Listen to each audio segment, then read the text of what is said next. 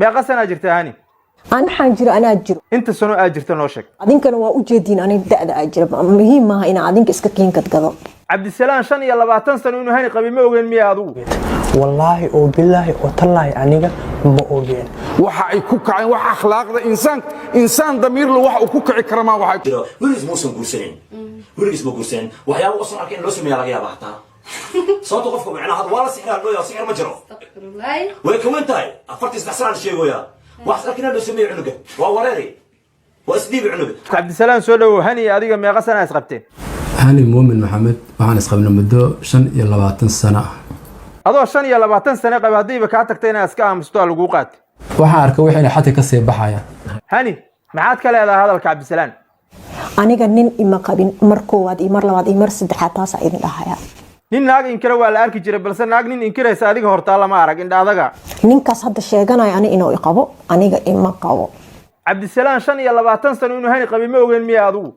والله وبالله وتالله أنيقا ما أوجين wada 25 sano la marayay iyo wada cusub ma kala garaweys waxaan u haystay in ciyaal ay dhalin sidoo kalena madax banaan tahay garan ugu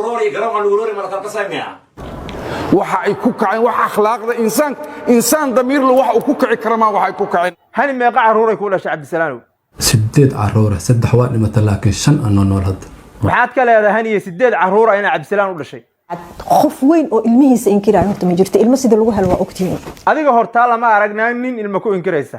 cadaynta ugu badan kamaal asaga ahaay laakiin wax walba in meeshaan la soo dhigo muhiim ma ahan kamaalow sababta ka dambaysa hani in ilmaheeda inkirto adiga miya sababta ayuu inkirtay waxaas ilaa hadda aniga ma ogin inay ilmo dhashay adigu ma ogeyn miya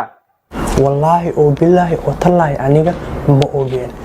indhaha laga tuur 25 sano wada la mariyay qoweyse wallaahi ilaahay il og aniga ma ogin mucjisay soo wadeen ilaaha naga qabta laakiin mudana gudoomiye garsoor maxkamadda sharafta leh sharciga idinka ka mas'uula maanta waxaan si buuxda u cadeynaynaa labada eedeysan inaysan xaq u lahayn inay noolaadaan haddii ay noqoto 50 kun xataa loo yaraa ku bixinaa laa xawla walaa quwwata illa billahi al-ali al-azim kiiska sidaas ayuu ku gabagabeysan yahay xukunkana dib ayaan ku soo sheegi doonaa wabillahi tawfiiq